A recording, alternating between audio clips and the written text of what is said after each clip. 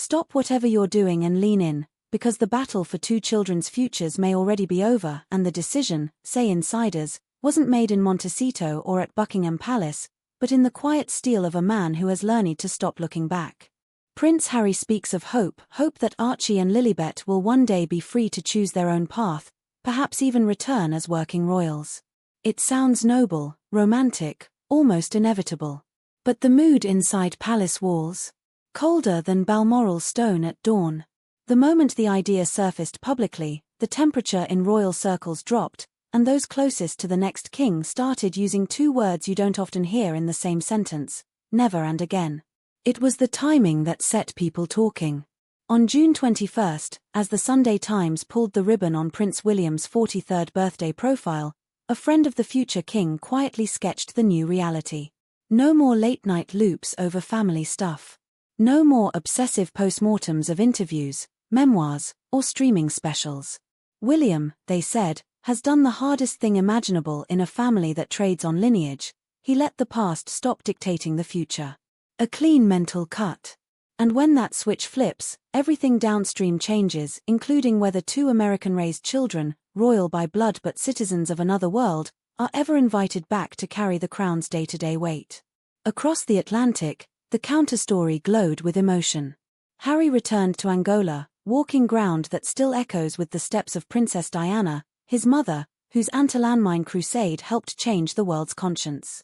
The images were moving, the words plain and sincere, a son still searching for a way to honor her legacy while writing his own.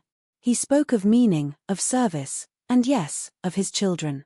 Titles were granted by their grandfather, history has been kind there.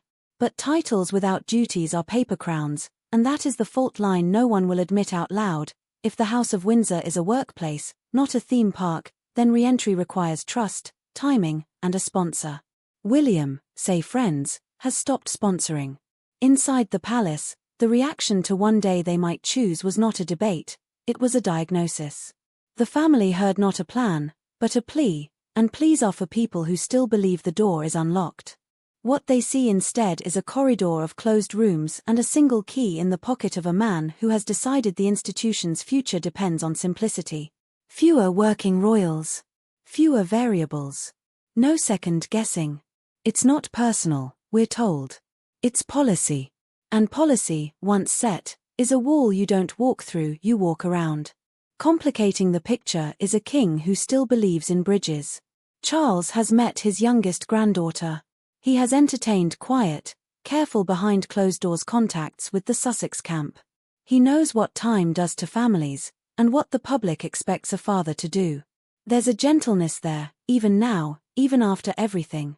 But gentleness has a calendar, and that calendar has Balmoral penciled in.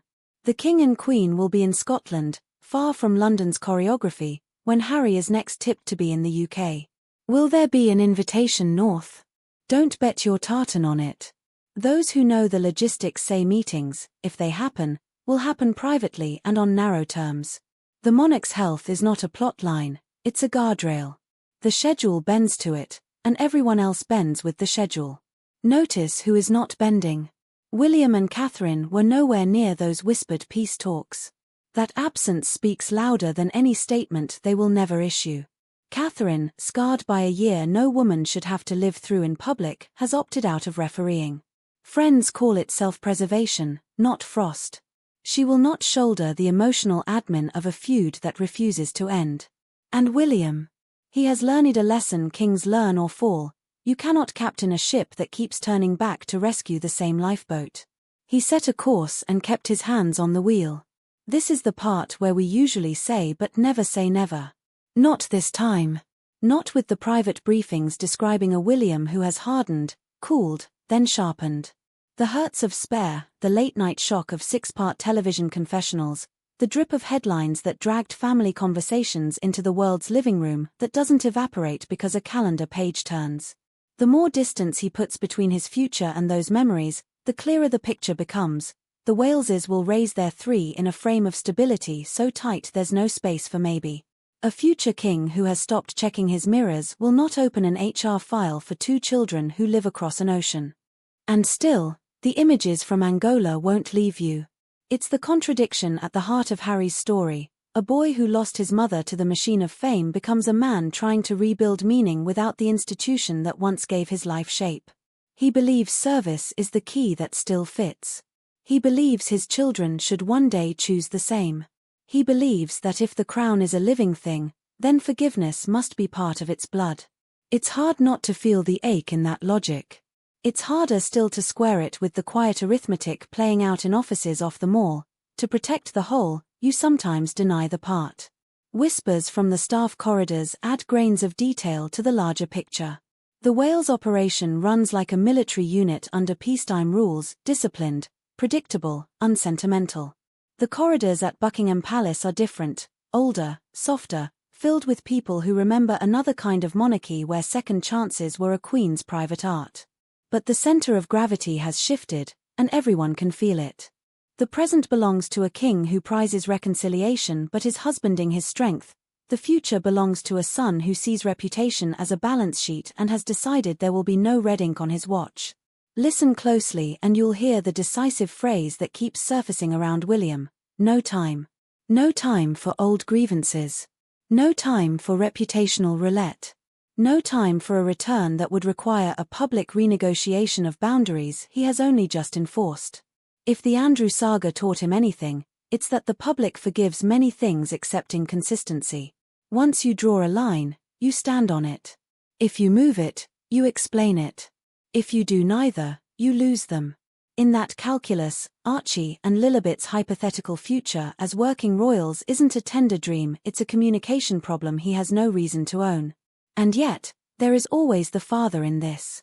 Charles knows how quickly the years go. He knows how final silence can be. That is why the palace will never say never, even as the doors stay closed, even as the invitations fail to appear.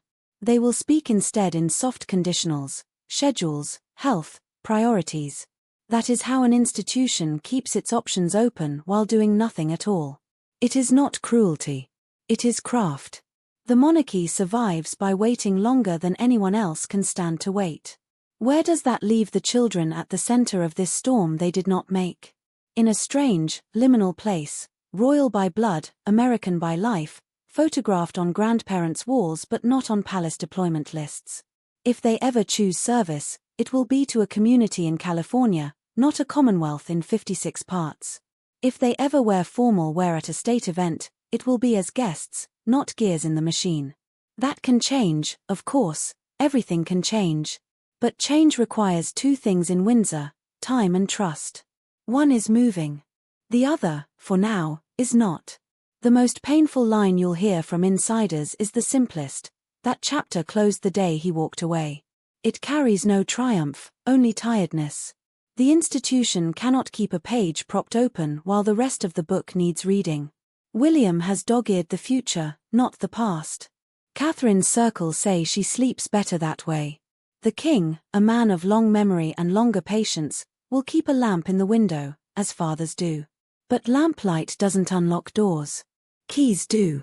And the person holding the key has stopped jangling it.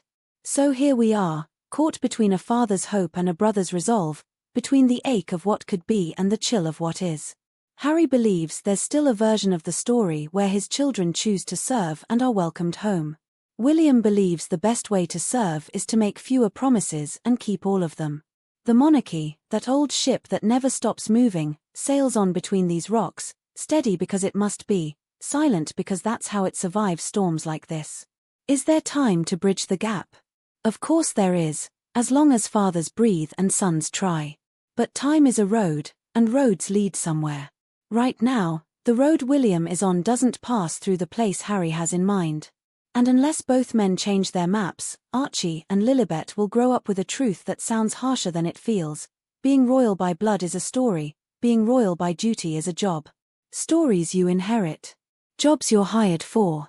Tell me what you see when you look at this moment. Is the future king right to put stability above sentiment? Or is there a version of the firm that is stronger for bringing the prodigal branch back into the daily grind? Drop your take below. Share this with the royal watchers in your life, and keep your notifications on. We're tracking the next quiet meeting, the next missed invitation, and the one tiny shift that would tell you everything. not a statement, not a photo op, just a diary line that puts the same names in the same place at the same time. That's when you'll know the lock turned. Until then, listen for the silence. It's saying more than any press release ever will.